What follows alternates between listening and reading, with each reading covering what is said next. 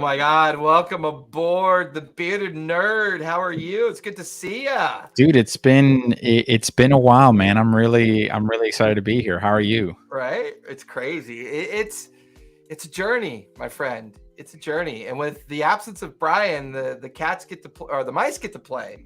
Well, the That's cat right. is away. That's right, man. So I'm what's been excited. going on, man? What's been happening? Oh, dude, it's been crazy. So, besides like work, work stuff being work, Right. um, running two campaigns within my homebrew world, getting more into the podcasting aspect of it, trying to be a better podcaster, really trying to get in, I guess, get involved with more of the philosophical side of podcasting, of like asking the questions that matter and not just saying, hey, when did you start playing? Like, no, I want to know. I really want to know why you started playing and why you Yeah. started running games. Like, what is it about it? Because you could have chosen any other medium, but you chose TTRPGs. Yeah. How's that conversation been going? How's that start for you when you talk to people about it? And when they're like, hey, when you're not, a professional pole dancer and you're actually running, D&D games or TTRPGs. I'm trying to get out of the habit of just assuming everyone runs D&D only, because even I'm beginning to dabble in a variety of games. But Yeah. TTRPG, like, how's that conversation going these days? Well, it's one of those things that TTRPGs, in my opinion, are it's a broad stroke. So when I talk about how folks got into TTRPGs, it starts with D&D. A lot of folks are getting into TTRPGs with D&D, and I feel that is definitely an amazing aspect to the game and the hobby. But I posted something the other day where I said, hey, in order to be, our friend Jay from Jay's Tabletop Terrain had a great post saying to become a better dungeon master, you should run more games. And I agree with it, but I also want to add, to be a better game master, like, let's go to the next step. Play different TTRPGs. Yeah. Don't just play 5th edition, because you'll get really good at 5th edition. You won't get great as a game master, storyteller, arbiter of rules, overlord of the of your world, whatever you want to call yourself. Yeah, I had an amazing experience today. I'm a professional. I prefer the new modern term storyteller. I know a lot of people think storyteller is kind of like a forced railroaded approach to a game. And I think in the old way it was viewed that way. But I think in the modern concept, it's very much changed. I am the arbiter of the narrative tone that the players are setting. That's all I am. I like that. And the reason why I love doing that is running 12 games a week will be overwhelming to a lot of folks, right? It'll be an overwhelming task. Yeah. But I got to use a lot of my professional skills to organize it. And then, to your point, I'm like, you know what? I want to play something else. I don't want to just do a D&D.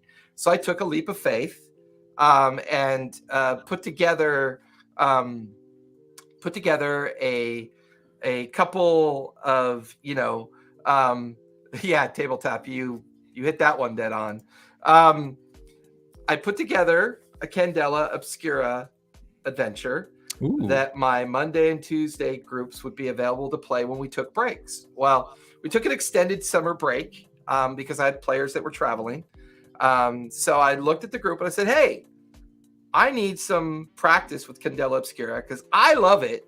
And it's been a very insulary journey for me because I've been doing all the reading myself, right? So, it's about what I'm like, oh, I hope people love this because I think it's going to be good. Obviously watching Matt and, play it. And I'm a huge Taliesin fan. Not going to lie about that. I'm a big Taliesin fan. Ever since Mr. Mom came out and my Whoopi. I'm sure he'll never live that down. Respect.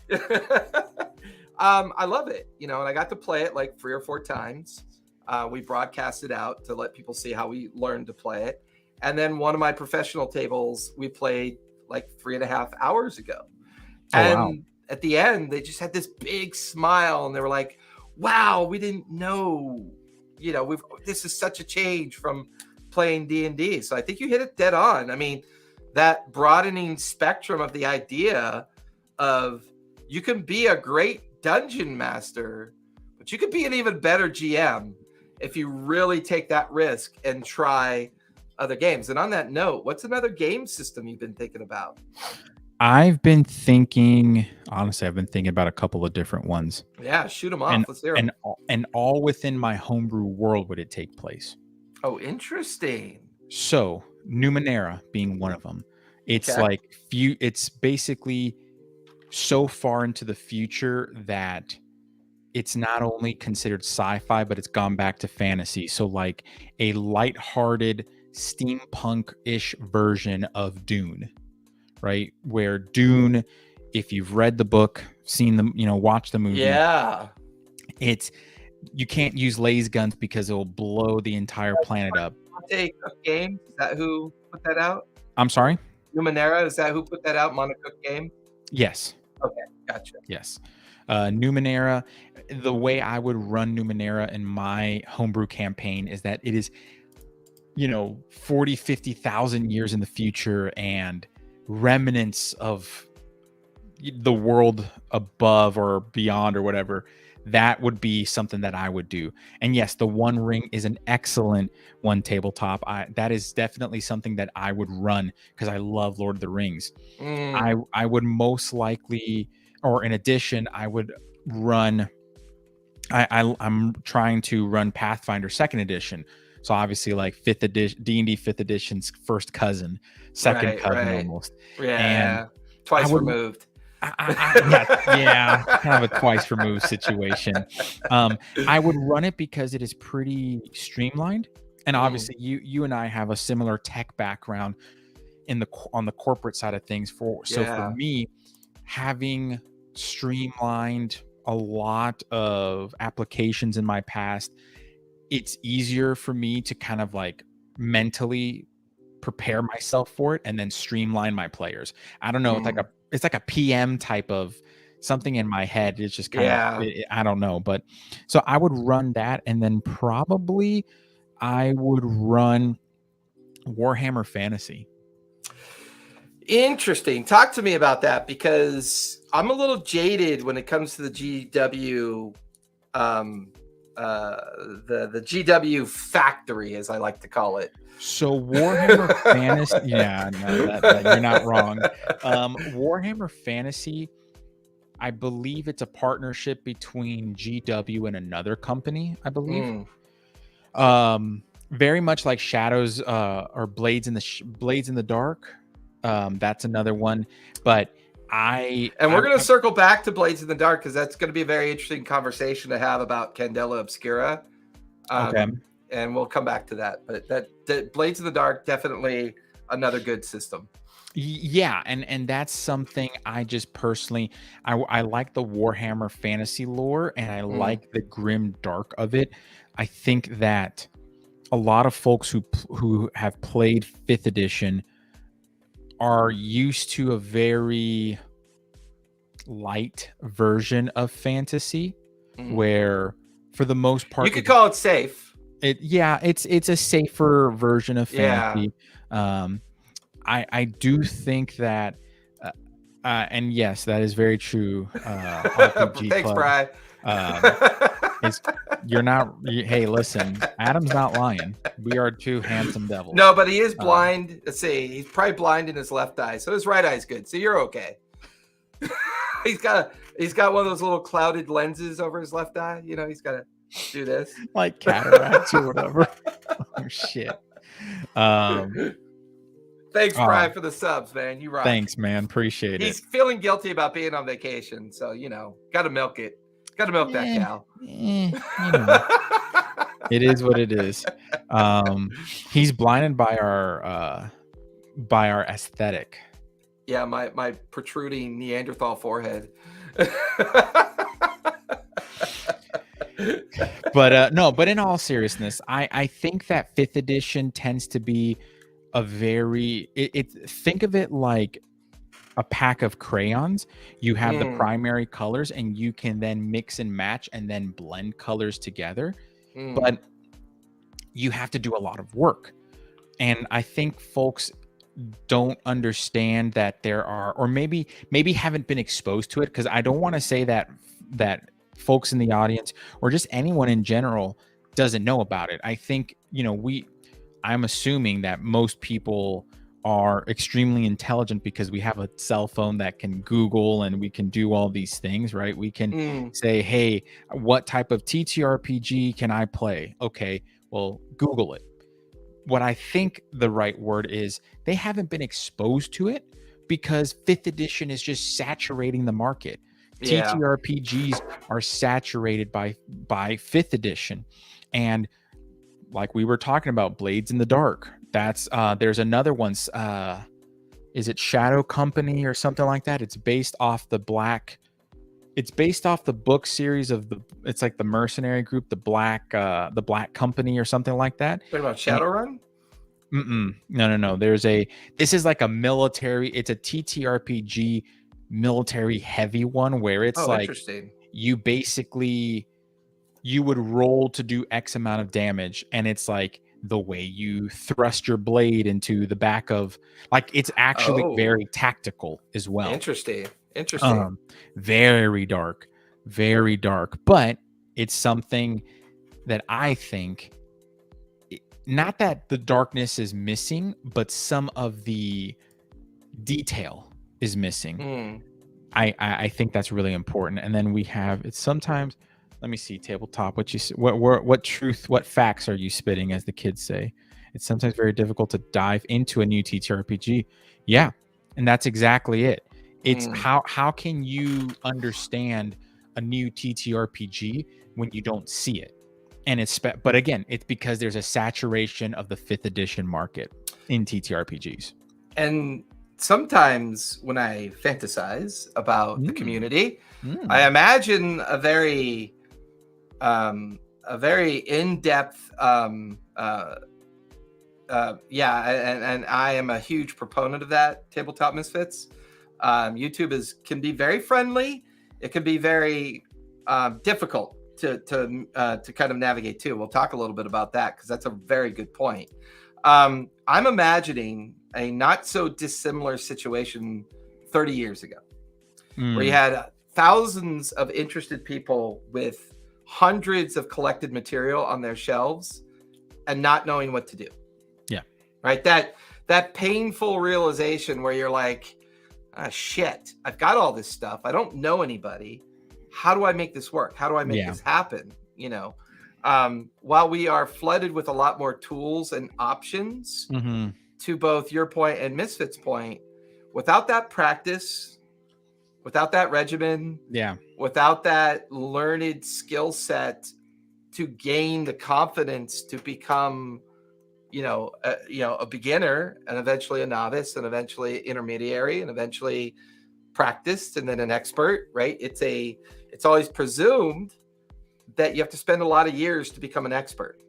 Sure. And I've been very self-reflective about that. And I've looked back on my young self versus my current self.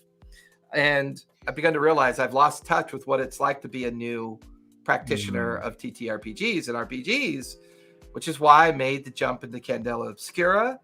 I ordered Walking Dead through the Kickstarter. I'm going to do a Walking Dead game. Yeah, that'd be awesome. I've been looking at Aliens because I'm a huge Aliens fan. And I've said multiple times that my Monday group may transform over to Daggerheart when it comes out.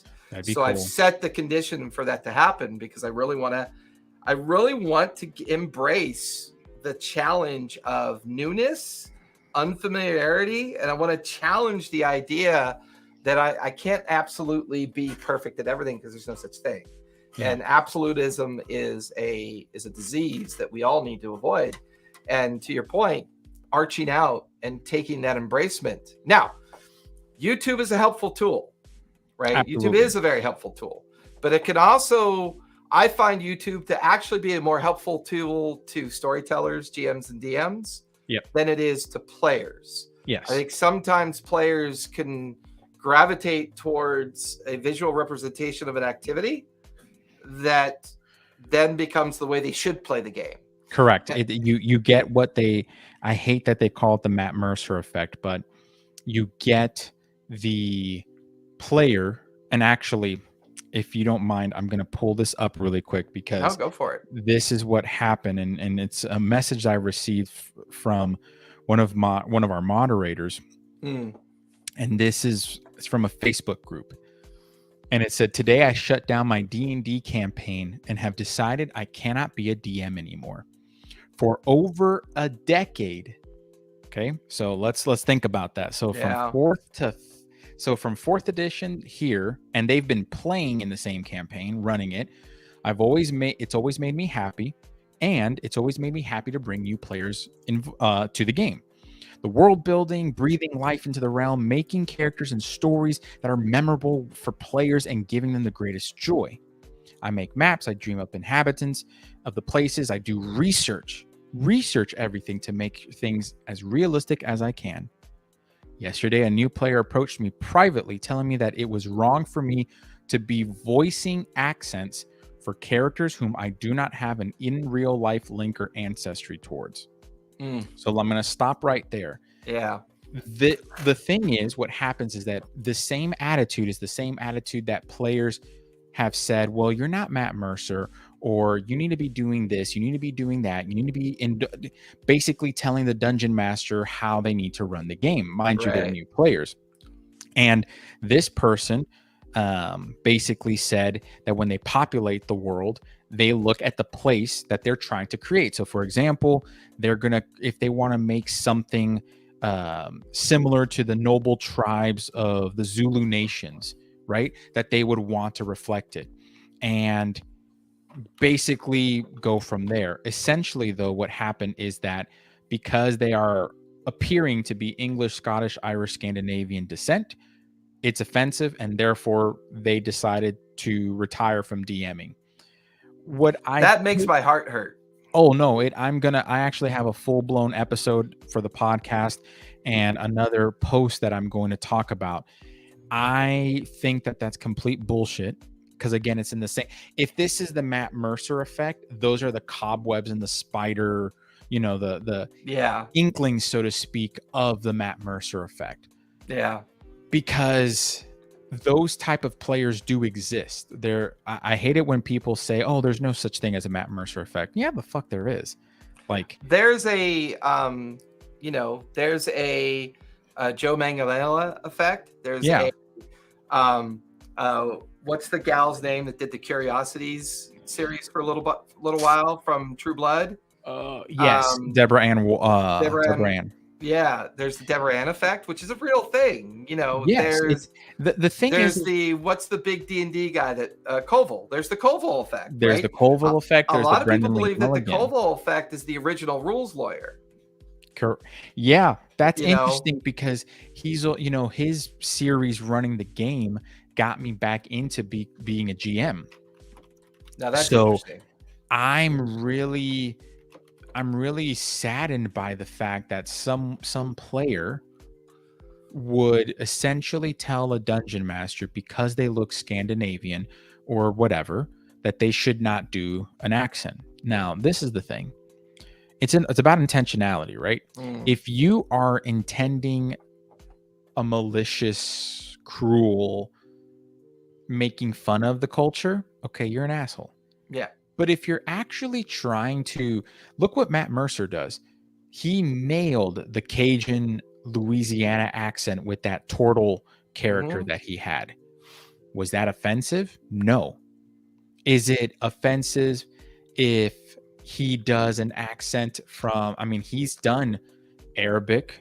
He has done, actually it was in Critical Role. It was Exandria. Like it was like when Brendan Lee Mulligan did the one shot. Yep. And I forget what the actor's name is, but he did this kind of like Barbary Coast pirate type and I remember, yeah. And it was a beautiful accent. It could be used for that North African Barbary Coast kind of fantasy merchant, right? It was respectful. There have been other people that have done brilliant accents that are completely different cultures, you know, whatever it may be, and they've done it perfectly. Now, would you say that that took away from the richness and the beauty of that culture? No. And it's the same thing I say with dungeon masters and game masters. Again, Matt Mercer effect. No, you should. Hence, it's this absurd fact that I think is rooted in 5th edition, and hence going back to the original. I think that playing other games gets you involved. Like, it breaks you out of the bubble. There's a bubble around 5th edition that's been created and crafted, and when you play other games, like, and again, this is a game, it's a hobby. You know, first and foremost, when you play a game that quite literally you have to roll because your character's going insane, aka Call of Cthulhu. Yep. You know, madness system, baby. Yeah, it puts things into perspective. Now, mind you, what's his name? Lovecraft was an asshole in real life, but no one bats an eye at that. I just they do. It's just it's done in such a way that's more sensitive to other methods of delivering the content and the lore versus the much more insular way that TTRPGs and RPGs can deliver it. Like, there's a difference between a table of 6 and a community of 1 million. Oh yeah, and this is the thing, and Trin, I really like the comment that was said where I don't think I'll ever be able to understand the mentality from players. Even as a writer, I've heard that it is offensive to write about a culture I'm not from. So I basically I played with Trin for 2 years. She was in my Age of Empires game. And had a brilliant journey with her for 2 years. She's an amazing player, very creative, very thoughtful. Well, and I agree with Trin's statement. There is no need to, I don't understand it. I mean, so I was, part of the things that I've been doing is I have been, like I said, podcasting, but I will be writing modules and I will be kind of game designing, and I will do limited releases of it. You know, nothing crazy big. We'll see how that goes. But I have a world of Terracona that is heavily inspired by Imperial Japan. And that's a touchy one. That's not easy. It is. That comes with a lot of baggage. It does. Baggage from a cultural historical perspective, but the original TSR title, you know, back in the day, that was a lot of baggage associated to that. Yes, and we're gonna call a thing. Right, we're gonna, like, TSR named it. It was it was a name that at the time that was a term that was accepted. Now, obviously, it doesn't have to be accepted nowadays. That's fine. Like, I don't have a connection, but with Terracona, this world, I am actually getting in contact. So, you know, I used to be a cultural historiographer. That was my training back in the day. I was classically trained as one. And I've reached out to professors at the University of Tokyo to help me with this. That's awesome. And you know what? If people want to complain about, oh, this isn't accurate, okay, well, here my your receipts. Fantasy's not accurate? Yeah, I know, right? That's a strange thing to measure. That's just that's the bullshit of the mentality. I think that first and foremost, a small group of people are talking shit about quote inappropriate assumptions of a culture, when quite frankly they have not done the research themselves. They have not put in the time, and third, they haven't it's not like they've flown over, gone to Japan and said, hey, is this offensive to you?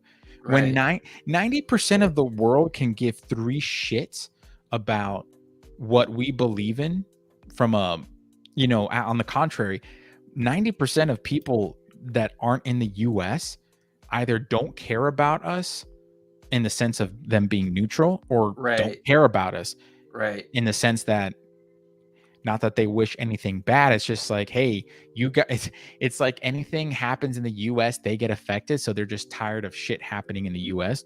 But again, not to get political, but people are bringing politics into TTRPG in a negative way. Right. It's that monoculture perspective. It's like most people view the American culture as a monoculture. It's either their culture or no other culture, you know, and it's like, it's a big world. It's a great big world. In fact, when I ordered the Walking Dead digital bundle from, I need to do a better job of having that up next time. I can't remember the name of the group that I bought that from, Final Games or something like that. I'll find it and post it later. Okay. They're in Sweden. Yeah. And I had to figure out how many kroner it is for US dollars for me to buy the bundle. Yeah. And I could do that. Yeah. I didn't in my mind go, well, you dumbasses, just only post in dollars. Well, they don't fucking care what you posted. You go figure it out and you buy my game, damn it. Yeah. and let's also be honest, like, what people don't realize is that the dollar, although is the current reserve currency, there's a lot of other things that are happening, but we're not here to talk about that. Right. We're here to talk about. But I think your culture concept about how it influences the table, the game, how it broke the heart of a 10-year veteran. Yeah. That 10-year veteran who I wish they could have found me first. Yes. I would have bought them a drink. I would have bought them a sandwich. And I would have said, you know what? Let's have a conversation. We're going to journey together about what happened. Yeah. I'm not going to explain anything to you. I'm not going to tell you what to do. We're going to journey together. We're going to figure out what just happened and why you shouldn't give up. You should take that as a reason for not giving up and double down. And something that I think I'd agree with you. I think that, I definitely would have bought like sandwich, burger, a beer, right? And what was it? The old smoke if you got them. Like, hey, don't sweat it.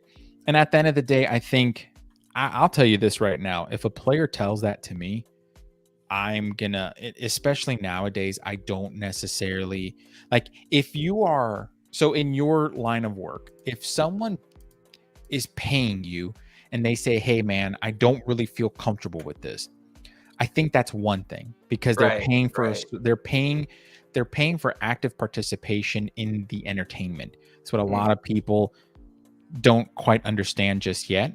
And I'll talk about that, because obviously I do a lot of pay-to-play tables, and I want to circle back to how I kind of keep that under control.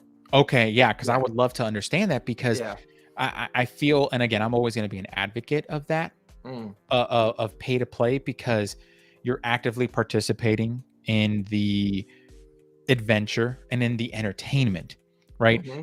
I went to go see the D&D movie. I thought it was entertaining. I loved it. I thought it was great. I've only been waiting 30 years. Yeah.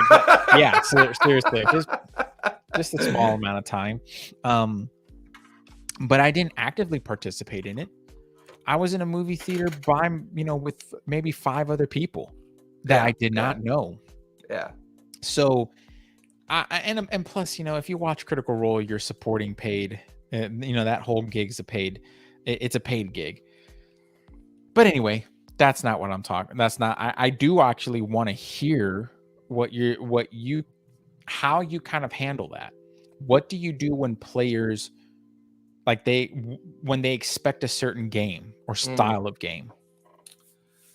So it's interesting, because there's 3 realities to any kind of gaming experience you're going to have.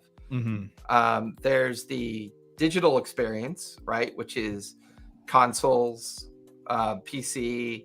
There's that group that's having that experience together. There's your hobby group, right, that are having tabletop war games, or they're getting together once a month to play a particular either old school OSR game or a modern release, indie title, or somewhere, in the corporate spectrum of gaming. Yeah. And then you have the professional gaming community that I fit into now, right? That I run professional games. It's $30 a ticket to sit at the table physically, or to play in the remote space that I've curated and built this framework around for the past 3-4 years now. Sure. Once you recognize that reality, you begin to put on certain skill sets that have been drilled out of us through corporate mentality. Yeah. Vulnerability, empathy, discourse, open conversation. Those are skill sets that are innate to us as human beings. Yes. Absolutely. The reason why humans flourish is because that's part of who we are. So when you organize a table and you organize a group, you need to be very aware where you fit in those three spectrums. Sure. And once you self-reflect and become aware of that, a lot of the baggage just goes away because you begin to understand your audience.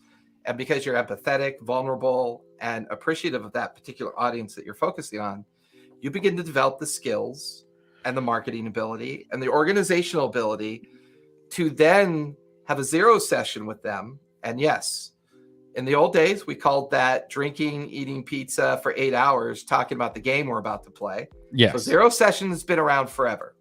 It just wasn't called that. Yes. I will say this much. You can go to most of your mainstream players or GM storytellers and get all their different opinions on zero session. Make it a part of your toolbox. You're going to have a lot of success. I have 3 session zeros. I know that sounds weird. I do. iTwitch is in customer service. And here's the thing, right? So in zero session, when I post on the RPG club or the D&D club and I put my game out there and I say, okay, I put together this very detailed understanding of what they could expect that they're going to sit at the table. Not at my table or their table, what they're going to do when they sit at the table. So during the zero session that we meet for about 2.5, 3 hours, we talk about all that. We talk about, what's allowed, what's not allowed. We talk about how it's not mine or their table, it's our table. We talk about metagaming. We talk about getting upset. We talk about emotion. We talk about leaving your real life outside of the game and come in and make this your fun space to be creative, right? We have this very extensive open discourse and practice all those skill sets that the rest of the world has extrapolated from us, from us, ripped from us. You know, I have to, if you don't mind me adding this caveat. No, feel free. We used to be like that. We did.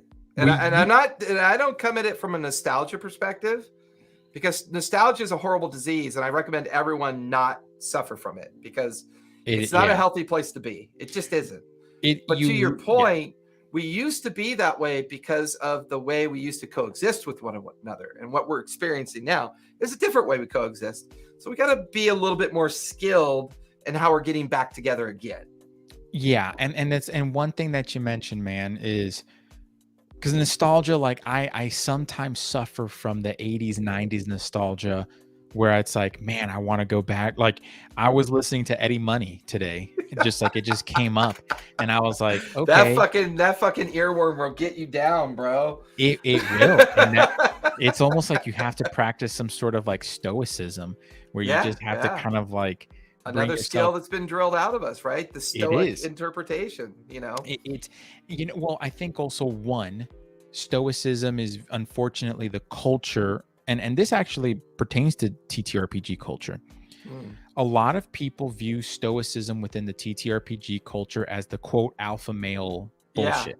No, it's not. Stoicism is a belief. It is a way of life, right? You can call it stoicism, you can call it, Bushido, and you can call it whatever.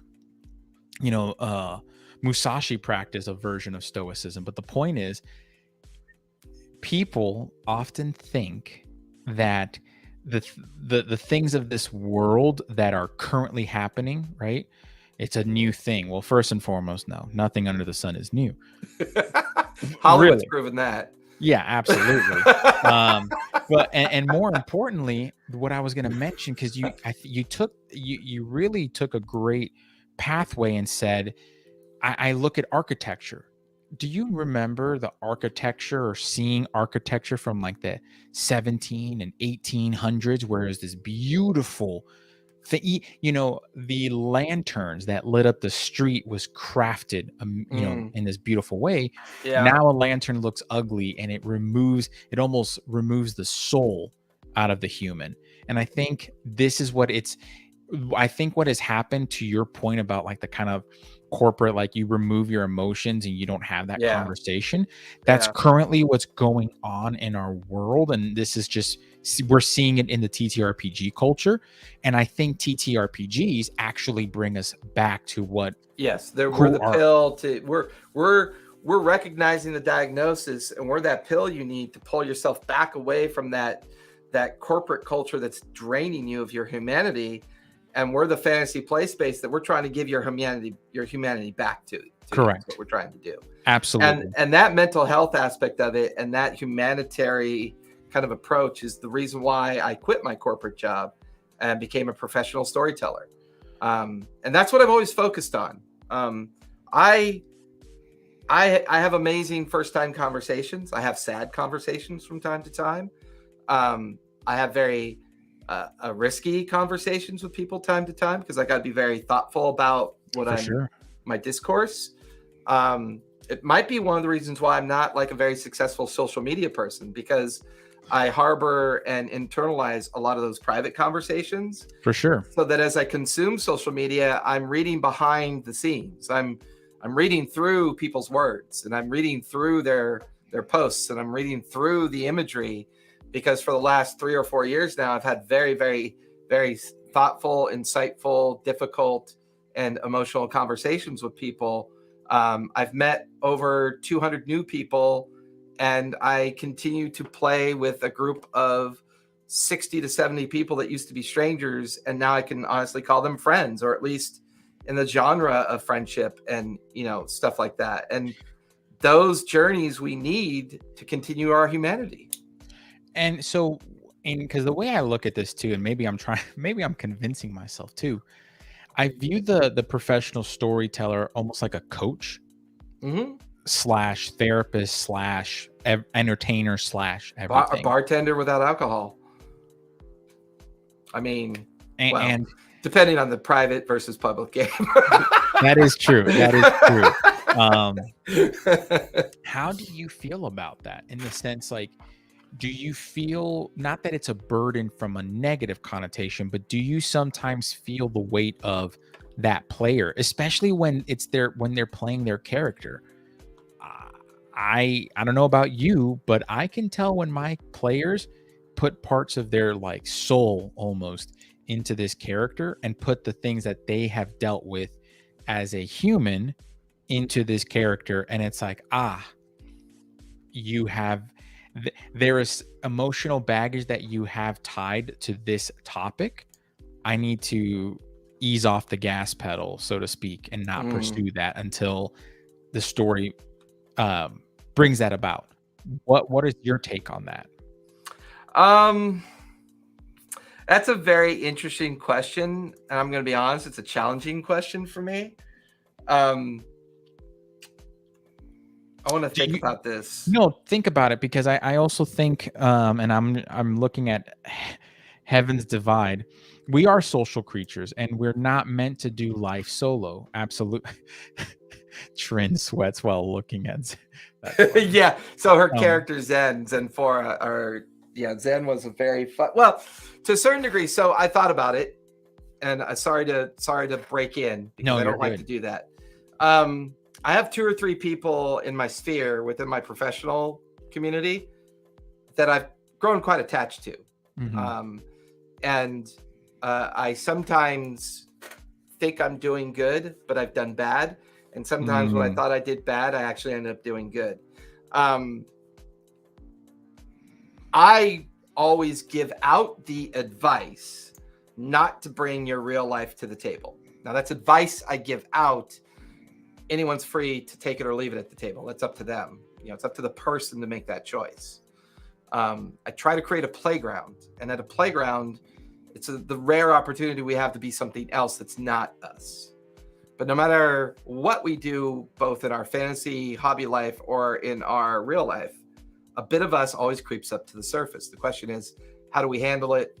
How do we deal with it? And what do we do with it? Yeah. And I had two players in my mind. Trin is one of them, and I absolutely love her to death.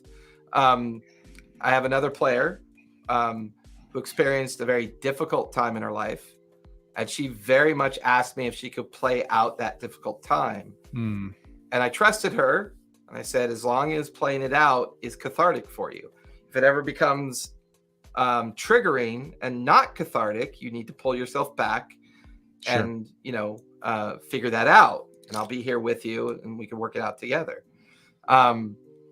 Those are the skills that I was never taught as a young storyteller, DM, GM, however you want to use that vernacular. And I don't know if your skill sets that you learn through your regular life lead you to that ability to do that, whether it's traumatic or not. Yeah. Or if there's a way to teach that at a younger age. I don't know. Because like my eldest son, who's 20, he's always trying to DM. And he just made my heart melt when he did it.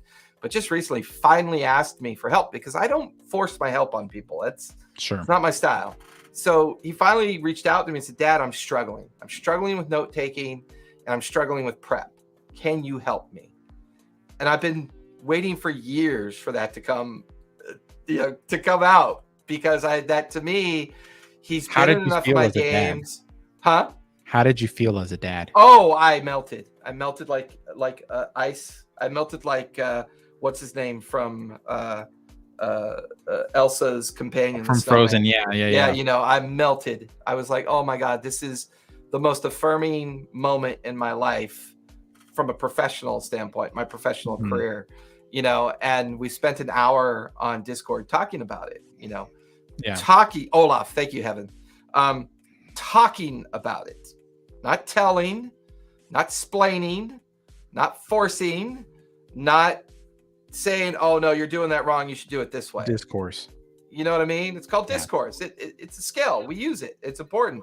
So with him being in the games that I've run, and with him coming and asking me for help, it made it a lot easier for us to have that conversation about the skill sets that I've learned and the possible things that they might, that he might use to better his game.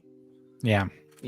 And that was amazing. It was absolutely amazing. And I don't know if I answered your question. I might have. No, you did. You all did. That emotion. No, you did. And honestly, I also, and it kind of goes into the comment I want to address in the chat. Like, for me, stoicism and the way I've been defining it, rather I should define it because of how I've interpreted stoicism is simply the ordering of your emotions as well.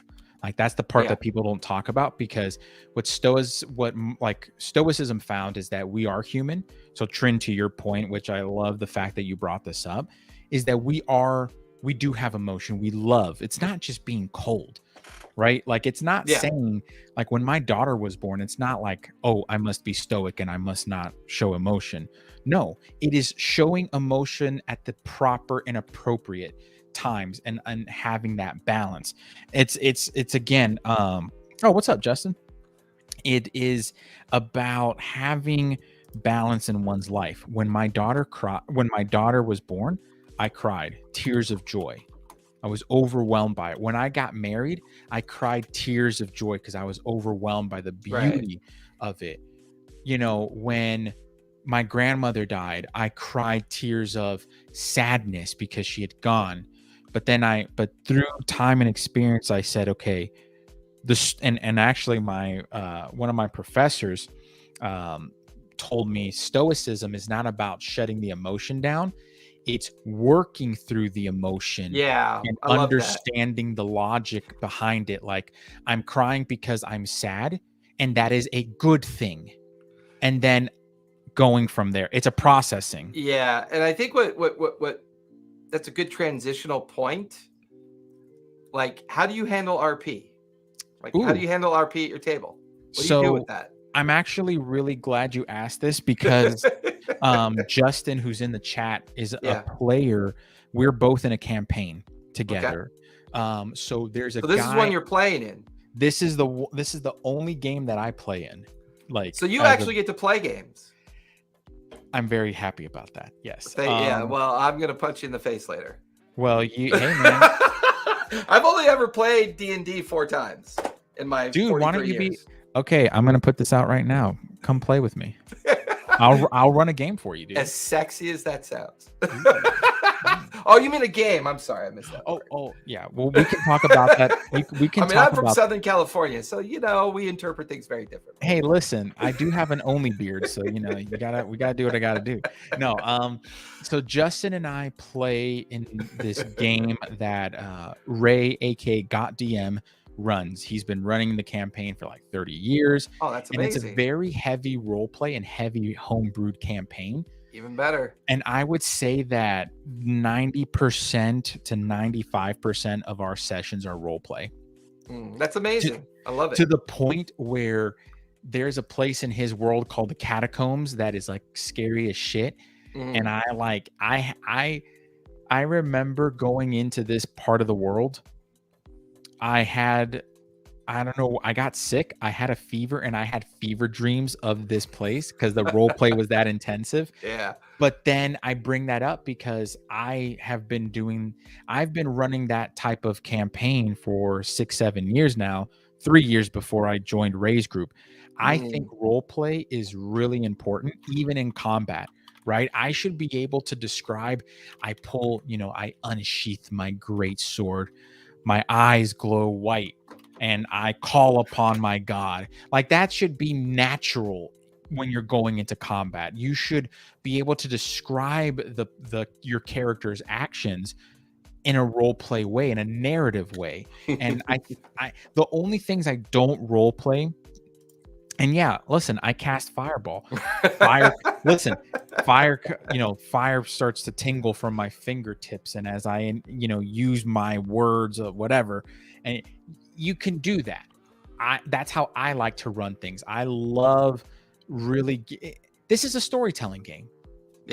If I wanted to play a combat game, I would freaking pick up Star Wars Legion. Yes, I do play Star Wars Legion. I play freaking that's what tabletop war games are for. You know what I mean? That if you want to go mechanic heavy, you want to have a good time with some friends, play some BattleTech, play some 40K, play some Legion. What are you talking about? What?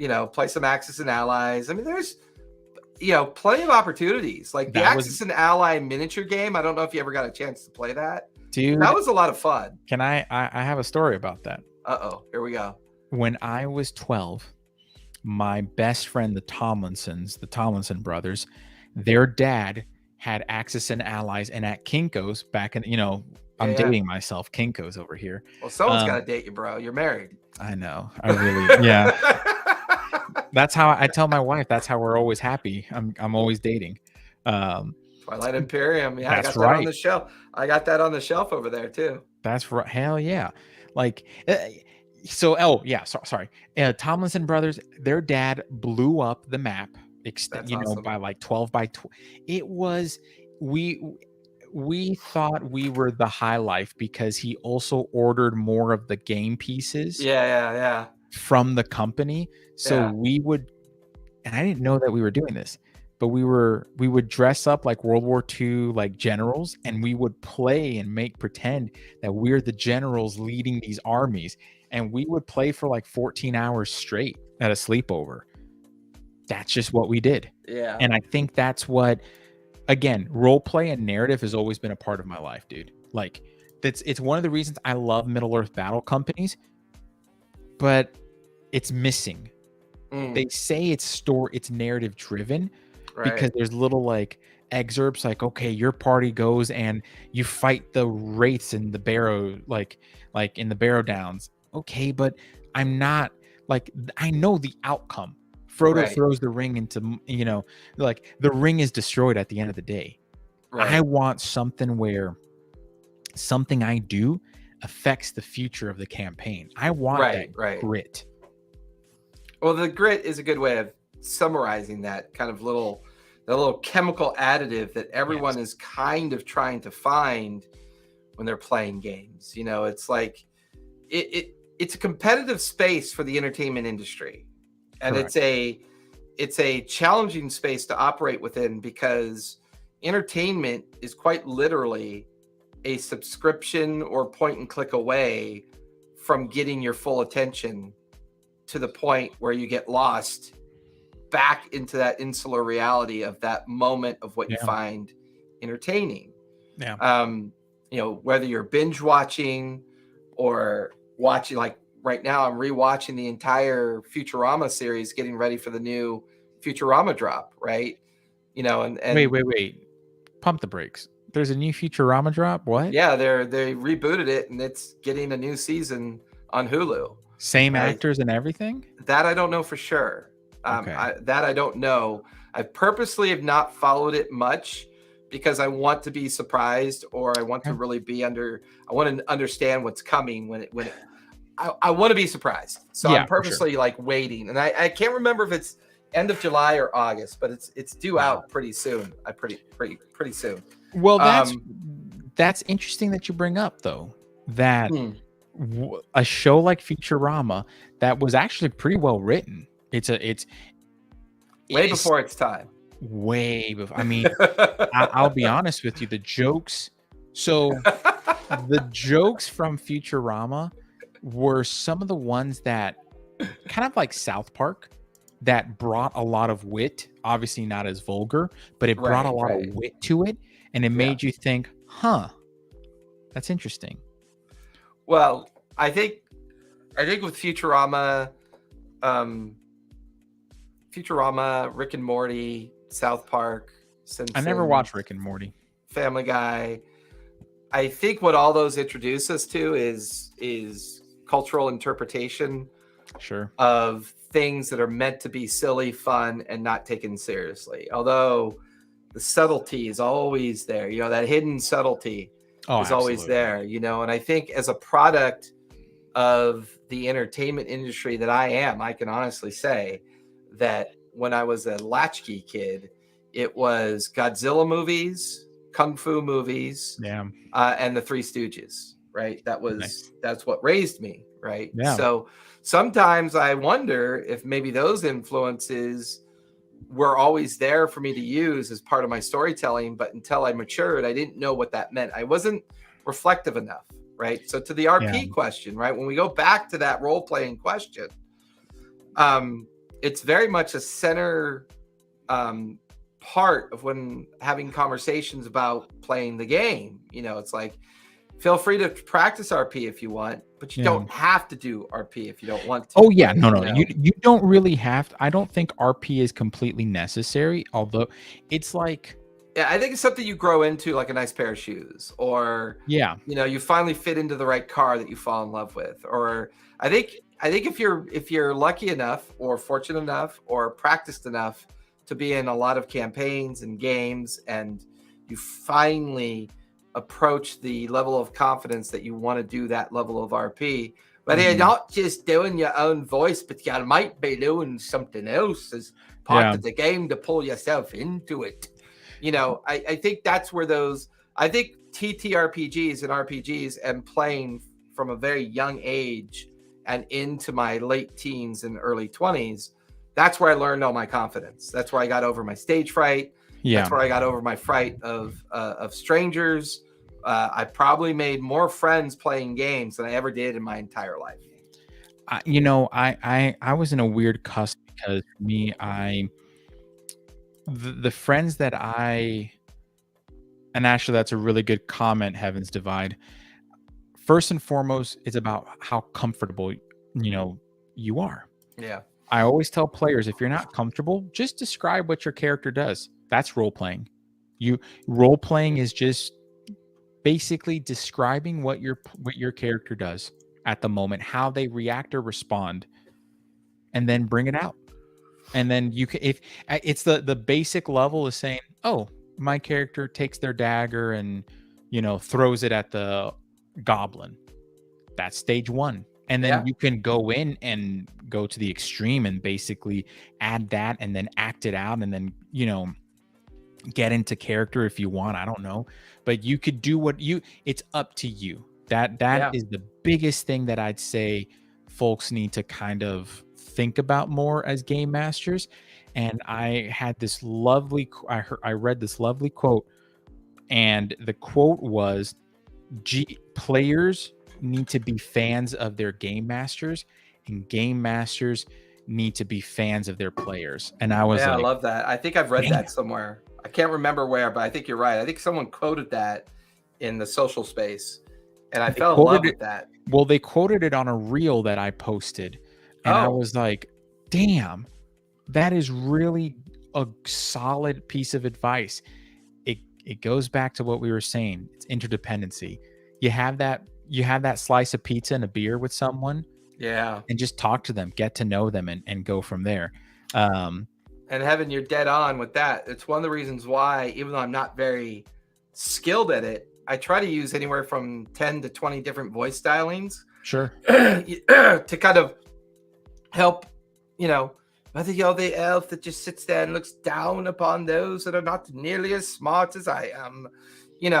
When you interject in the game with those moments of drawing the players in the immersion with the occasional, pirates are always fun to do from time to time. Oh, for sure.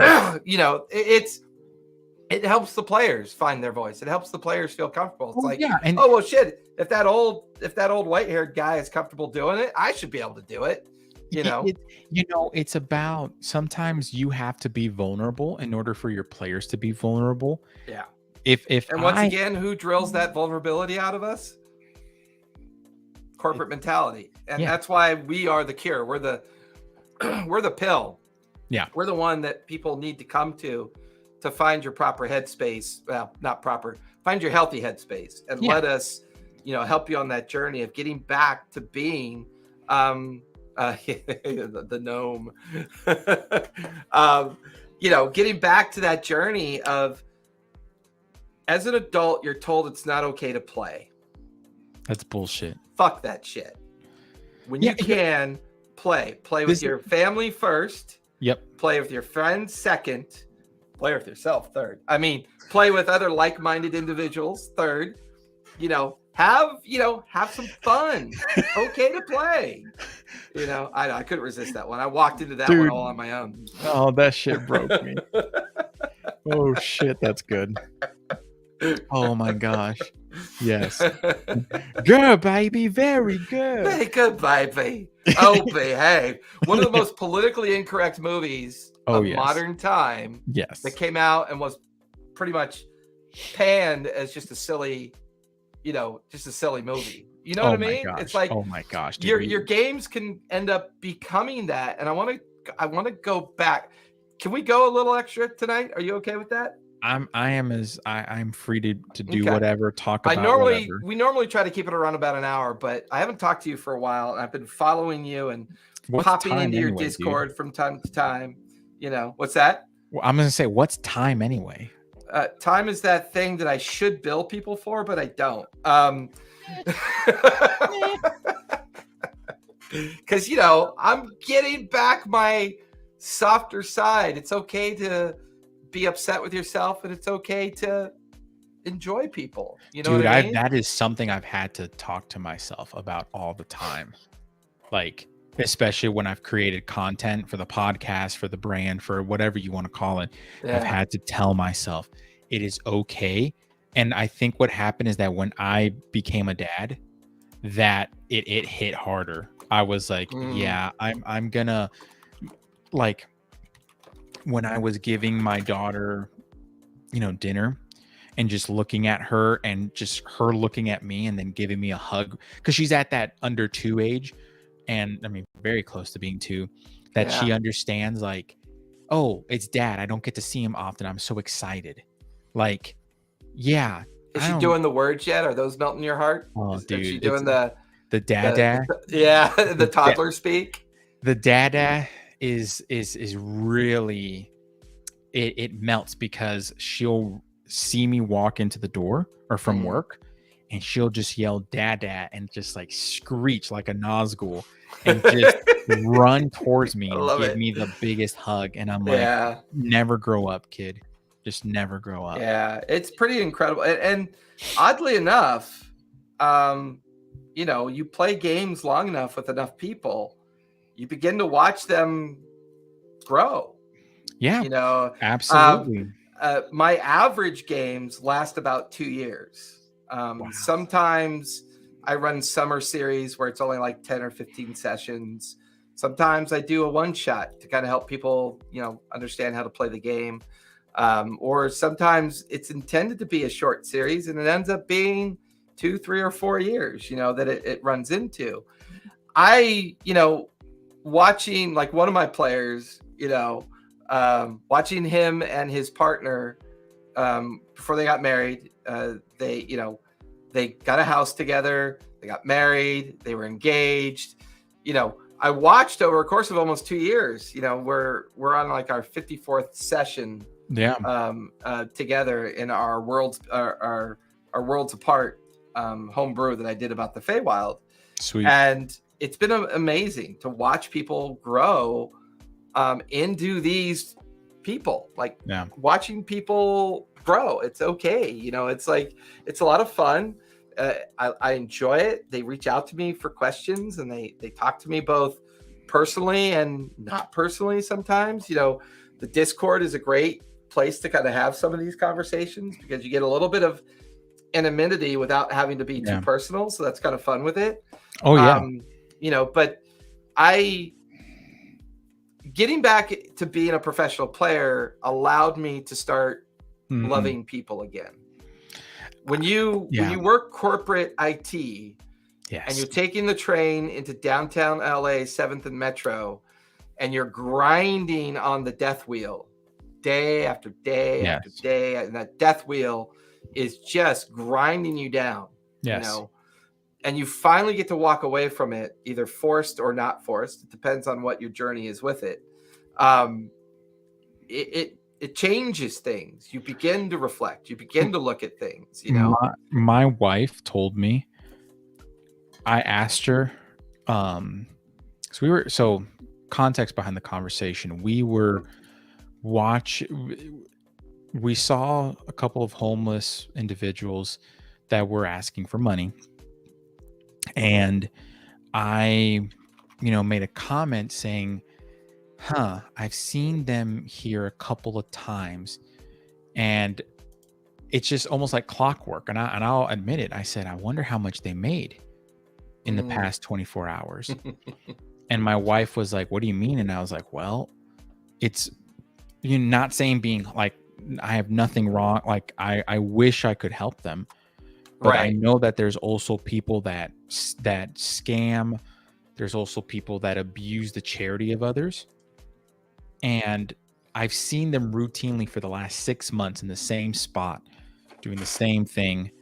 When I've gone to the gas station, I've seen them buy, like cartons of cigs and stuff like that. Mind you, I used to smoke. So listen, I get it. I don't judge that. And it's like, part of me wishes like, man, I wish I could have the ability to give them a job and like make them feel more human than what begging for, money and food or whatever.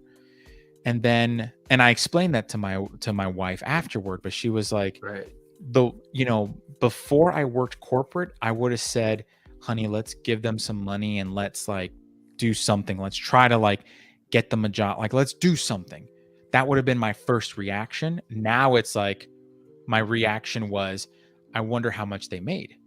And I know, and my wife was like, you've changed a lot, because what happens like in the sector that I work in IT, more of like a security perspective. InfoSec, baby. Yeah. like for me, I specifically work in like geopolitical development. So I have to understand how the world is working and how we are interacting with humans and people like that. And I'm like, well, shit, I have changed. And it's true. In a lot of other countries, there's a lot of different cultures that are different than the US. Absolutely. And it's also really weird because you think to yourself, you're not losing your humanity, are you? And then you're here and you're like, oh, I just said this about this person who unfortunately is in a situation that they're in. Right. And that was my first reaction. And again, it pays the bills. It pays for all the things that I have right now. but it's a good reality check to say, I'm going to disassociate more from the corporate and start humanizing. And because I remember after I said that, it was a wake-up call to basically say, Brian, you need your humanity back. Like, you can apply things from a corporate perspective and running a business, like a TTRPG business. Yeah, it's called a toolbox. Yeah, just don't be the asshole. Right. I agree. And the thing is, and actually Heaven's Divine mentioned about the sense of community. It also depends on where you're at. If you like pre-1950s America, and honestly, I'll say this, 1970s and 80s America and 90s, I remember there was a strong community growing up. Like growing up in the 80s, 90s, there was a strong sense of community. Now, mind you, culturally, my family came from Cuba, so there's that aspect. But even like a lot of the, you know, as we would say, like more like more Americanized people, some, you know, who I learned how to play D&D from, mind you. I learned how to play D&D from the white kids in on the other part of the neighborhood. Right. And we had a sense of community. I think it's just the culture. Current culture is just not as community based, unfortunately. But I've noticed the TTRPG community has made me a little bit more human. Yeah. Like strips away that human, or strips away the scales that I have built up. My undergraduate degree is in history. Same here. With an emphasis on colonial and Civil War studies. Oh, nice. Okay. What I find fascinating about role-playing games and tabletop role-playing games is that at some point there was a culture that created the ability for that to happen. Yes. Yes. I think that's an interesting way to look back on something that is still very much undefined and unladen with the burden of being called a fad, you know, something that should just fade away, right? And, you know, whether it's Furbies, whether it's, you know, the Tide, Pokemon Go, you know, Pokemon Go, all those things come and go. They all come and go. Yeah. They either become nostalgic or they just fade, right? Well, and Pokemon Go hit on the nostalgia of Pokemon, and it brought augmented reality and being able to catch Pokemon live, and the amount of community. I remember playing Pokemon Go when it first came out, and there were, you know, groups of people in my city getting together playing that came from every race, background, religion, creed, and it was insane. I loved it, and then it died out. And but TTRPGs, I have friends from the conventions that I've gone to in the past, like MaceCon, that I still see when I go to MaceCon, and it's like nothing ever changed. I want to talk about what both Heaven and Trin have said here because it's always been on my mind. Okay. It's not always easy to talk about social media because I think it's up to each individual to choose how they consume it and how they utilize it, right? Sure. Agreed. At the base sense of ourselves, you have choice. Sure. And how you choose to do things is all on you as an individual, right? Yep. I think what social media is a byproduct of technology. So technology has produced a lot of opportunity. Absolutely. As well as a lot of challenges. I think I'm capable of running anywhere from 12 to 15 games a week because of technology. Within that technology spectrum, I'm able to create community, and then that community comes together and we have our experience. Is all social media bad? No. Is all social media good? No. Is all technology good? No. Is all technology bad? No. The challenge we have as we evolve, and I'm going to use the word, I don't know how people use it, but I'm going to use the word, as we progress, because that's a moving forward statement. Yeah. Somewhere in the annals of history, we're still allowed to use annals, right? That's not anal, that's annal. Somewhere in the annals of history, right? A group of basket weavers, a group of farm hands, and a group of laborers sat in a pub, a public house is what they used to be called, and commiserated over the strange steam engine out on the farmer's field. Yes. The loom that was automated in the big metal factory, and the tools being used to make farming easier, right? Mm-hmm. This is not a new discussion, folks. No. Historically, it's happened all the time. Sure. I think the difference that we find ourselves in now is we've all fallen into a unique trap. Every one of us has kind of played with this trap. Just because you watch someone doing something doesn't mean you did it. Correct. Just because you watch someone play football doesn't mean you played football. Just because you watch someone play a game doesn't mean you played that game. Just because you watch Matt be a DM doesn't mean you were a DM. Yes. And I think what social media has done has created the illusion that just because we watch it, we did it. That's the danger. That's where we begin to lose ourselves. And what happens is that you create a parasocial or transparasocial relationship where, again, I love the football analogy. I remember seeing so many people complain about, oh, why didn't that person do that pass or whatever? Like, dude, you were not there on the pitch or on the field playing that game. You're not the one that just got tackled by some 300 plus pound lineman, right? Like, it's just, I that is one of the reasons I cannot stand the passive participation in entertainment, even though I love watching Critical Role, but I don't backseat play. That's what it is, backseat playing. And I think technology and social media, obviously being a podcaster and a content creator, I honestly just try to create community virtually.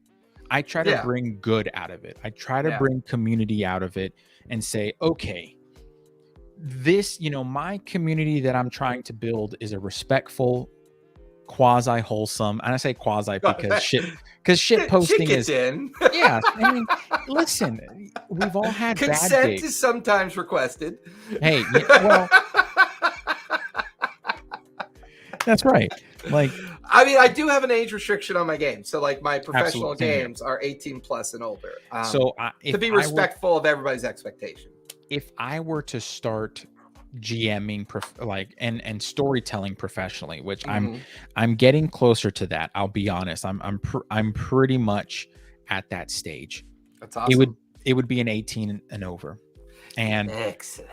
I am listen, man, I think it's even if people were to, and obviously, want to play and they're 17, like, hey, you know what? Like, I appreciate that. I appreciate that you like my content enough, but hey, like there is going to be that boundary. With that being said, though, I try to foster a community where we're supportive of one another. We are helpful of one another. I'm trying to bring the years of playing. I mean, right here, all my AD&D shit that I've collected over the years, and all my freaking ancient historic tomes of knowledge. That it's like I try to bring that knowledge to the public, and it's honestly because as a kid, I was dirt fucking poor. Yep. Welfare moms through and through, bro. I could not afford this. And especially like my mom was working, my dad was working. I had my grandparents help take care of us, and they put food on the table. And, and like they worked, like my grandpa put his whole bonus into like Christmas so that we had a good Christmas in the sense of like food. Like it was about making sure that visually we never missed out. Yeah. Right. It wasn't like, oh, we just bought Nikes. Like, no, it's not about that shit. It was literally like, hey, we're putting food on the table to feed a family of, cousins and aunts and stuff. Okay. With that being said, I wanted people to know about becoming a better GM because I learned at the game store, at the comic book shop, where I could say, like, and that's what I try to do with my content. That's what I try to do with my podcast. That's what I try to do with everything. Where and now that I'm game designing and sharing that stuff too, I'm like, okay, I want people to understand how I want them to see how the sausage is made, but I want, like, my biggest thing is that if you guys want to support me, like, here's the stuff that I've built out, here you go, but it's there for you. Like, I obviously understand that it takes money to, you know, hey, this microphone wasn't cheap, but like, hey, I'm not gonna lie, I'll be 100% honest. Like, I have no shame in saying, listen, like, the podcast, in order to make good and great content, it takes money to do that, because I don't want shitty content. I don't want people to consume shitty content, because then guess what? Then they're going to play a shitty game and they're going to have a bad time. I want people to have a good time playing a game. And if it's like, you know what, if it takes, and I told this to a friend of mine, because they told me that I should not expect any type of like financial compensation for the things I do, that I should just give it out for free. And I'm like, again, you go to the movie theater and you pay $20 for a ticket to be passively entertained for 2 hours. And at least for, you're willing to pay $20 for a shitty movie. Why not pay $30 for 3.5 hour excellent time? Well, hey, or why don't you pay $1 for a TTRPG character prompt and character builder that now you can make badass characters forever for $1? Yeah. Like, that's how I look at it. And again, I'm not trying to whore myself out there, but it's just, that's okay. I'll do it right now for you. Oh, thanks. Oh, thanks, BB. Thanks, BB. I appreciate it. It's more, honestly, it's more of a, I'm at the point where I think, I know my worth and my value, but I think that people in the TTRPG space are finally realizing, holy shit, game masters spend over 10 grand a year to entertain their players. 10 grand. And that was a study done in 2020. That's not even including inflation. Like I have an operating cost. Correct. And my operating cost is tax deductible, so I'm okay with it. My operating cost is around between $4 and $5 grand a year. That's my operating cost. Yeah. And that is StreamYard, all my tools that I use for editing. There's some great shortcuts that get me around things, but my initial investment in my brand new studio was 10 grand. We've got 4 cameras, a battle cam, 7 microphones, soundboard. I've got a completely insulated, soundproof ceiling.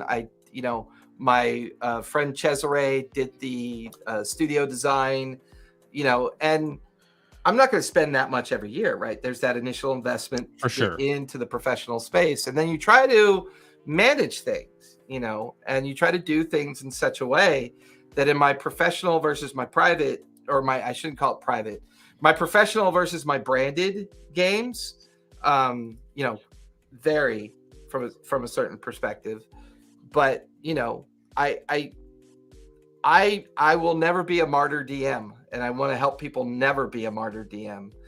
I wish I could go and find that player, which if you ever get a chance, send me that link on Facebook. I will. I will send it to you, because I would love to talk to that person, and I want to hear their story. And I want to hear their journey as to why they felt that it was necessary to say that. Because I could guarantee you, to a certain degree, it was probably that was the proverbial last straw. So I'm guessing there have been little fibers of intrusion. Yes. And then when they were excited about getting a new player, excited about their game, and then getting hit with that, it was the final collapse of something that was beginning to build. And there are ways out of that. There are ways out of that feeling. That doesn't make the feeling not valid or important. Sure. But it's okay to ask for help. And I think that's the most important thing. I want to get that out to everybody. If you're a DM, GM, storyteller, reach out to me and Brian. Don't be afraid to reach out to us, because it's going to feel fearful. It's going to feel like it's not okay to do. These are 2 confident people that sit on an open source forum and are willing to share all the pains and gains of their lives. Yeah. As a stranger, you may think your conversation is not going to be valid.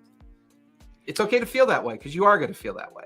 And you're reach human. out to us anyways, because the moment you decide to reach out to us and say, hey, you know what, I really want to get a game going, I don't know how to do it, can you show me or journey with me on how you think I could get this done?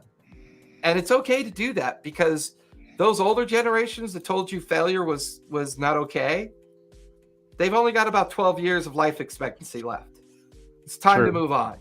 It's time to move on into a world of people that are okay with failure and learn from failure and become better at things because they accept failure. Those are good things. They're not bad. They had to feel that. They had to say that failure wasn't an option, because like if you look at the generation that stated that, it was people that grew up in the Great Depression and then were drafted into World War II. And they had to not fail or they would die. Mm-hmm. Like they would not be able to come back home to their families. So I just believe that sorry, I just read Trent's comment. I know, she's so funny. She cracks me up. I love that. Listen, if you need if you want, but fur bugs. listen.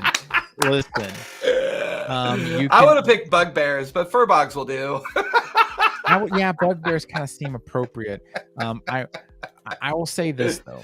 If you want that 30-page Google Doc, the character prompt builder will help you achieve that. So just saying. No, but in all honesty, I think that I absolutely agree with you. Like at the end of the day, we're all human. The Paris trying to become human again. Yes, the Phyrexian, if you get into Magic the Gathering, listen, dude, I play it. I don't give a shit. Like I don't have the attention span available for a card game. That's my foible.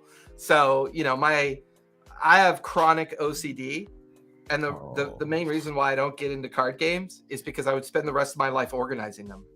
Yeah, dude, it's really bad. I have 6 binders. Oh, this is a game? Oh, I thought I just need to organize it by artwork. I'm sorry. I didn't realize that's what this was for. I have the Lord of the Rings MTG set here in the binder. Do you have the one where the retro art, where they did it with the Bashy version of the art? I did not buy the secret. I did not purchase that secret layer drop, because for like $30 and it had like $1 worth of value, I was right. It was mostly about the artwork, I think, and WotC's kind of fucking cringy that way sometimes. So yeah. And you know what, actually, and that's actually a really good topic for another episode too, about like some of the WotC stuff, because like I did, so I have the podcast that's available, the public, the Bearded Nerd podcast, and then I have the Untrimmed podcast on Patreon for patrons, where I just basically let my shit loose.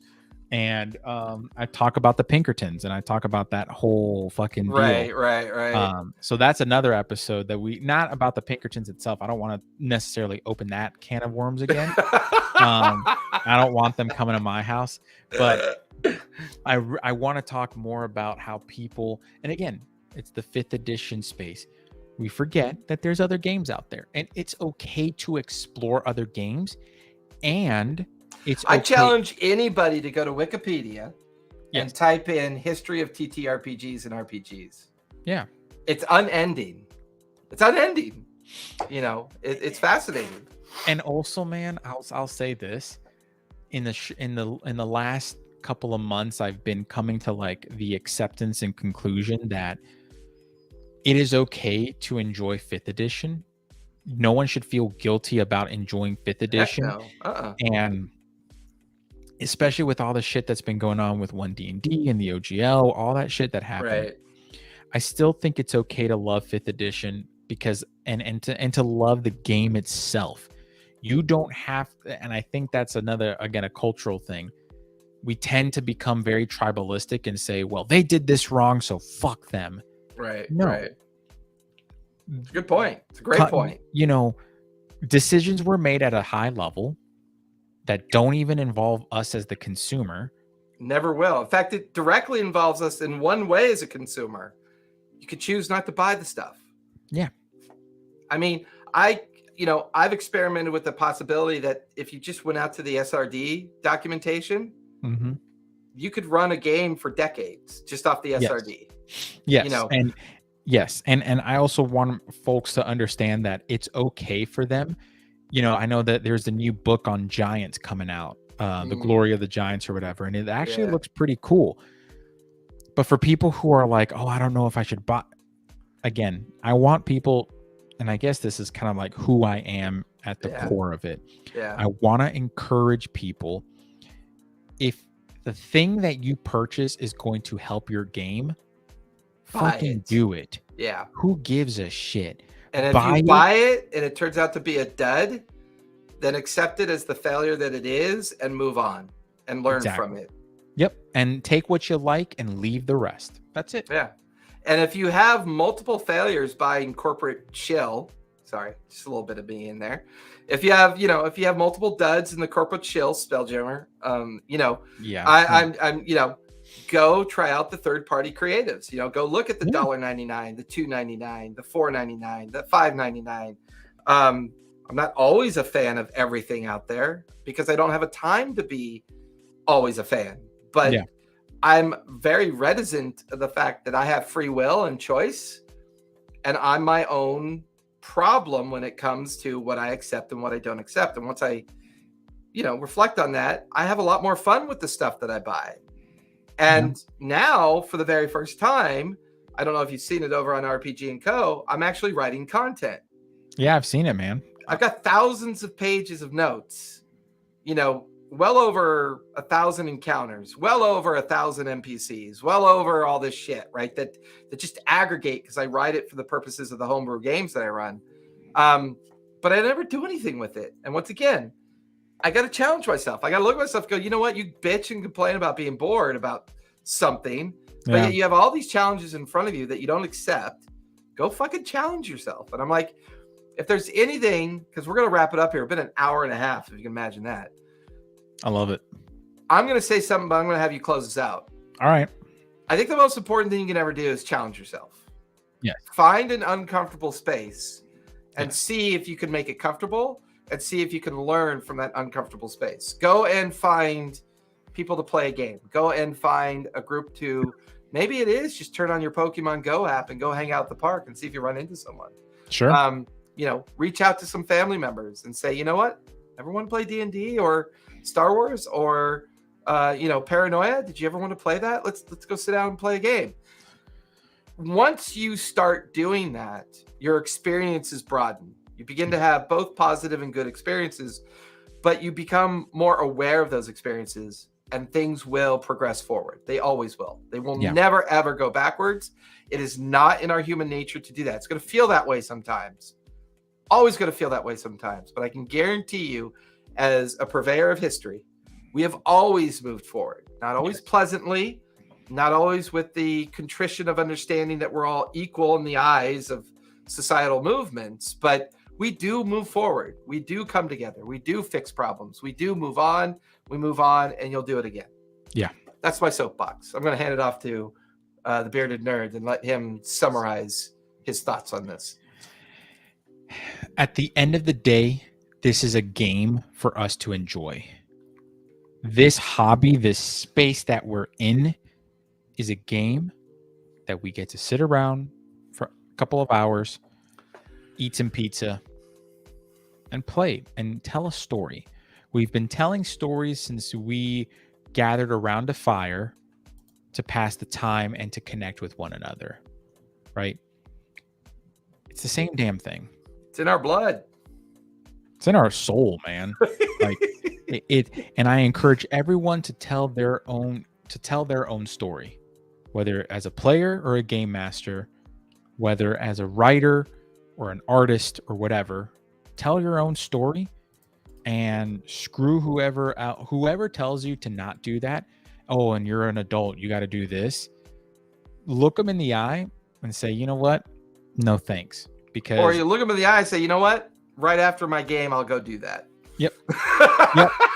Like And or you can even say, you know what? How's it working out for you to work at a job to wake up, to go to a job that you hate, to then be in traffic for that job that you hate, come back home, sit on the couch and watch TV for hours until you go to sleep to repeat the same shit over and over and over. And you know what they say about people who repeat the same shit over and over and over again? What? It's pretty fucking crazy. Yeah. Yes, sir. All right, Brian, where can we find you? So you can find me Instagram, the Bearded Nerd Podcast. I have a link to everything there. You can find the Bearded Nerd Podcast on Apple and Spotify. We are we have a weekly show. It's a one-on-one interview, and we talk about TTRPGs. We get into it. We talk about a lot of nerdy shit too. But you can find me on Instagram as the Bearded Nerd Podcast, and we would love to have you. Just saying. Thanks for being with us tonight, Brian. You can find me over at TTRPG Academy. I do have a link tree that I like to use from time to time. The best way to find me is over on Twitch. All my abouts have all my links. And I say this from the bottom of my heart. If you want to have someone help and journey with you through the discovery of playing remote games or elevating your in-person game, reach out to me. You can join my Discord. We can have conversations about it. Got almost 400 members in the Discord. A lot of lurkers there, and I don't do the reward system in Discord, because if you want to be a lurker, you know what? Be a lurker. I would rather know that people are reading all of the goings on and getting value from it than force people with ice cream and candy to have a chat when they're not comfortable having a chat. So, and as we always say here on Lawfully Chaotic, TPK, everybody.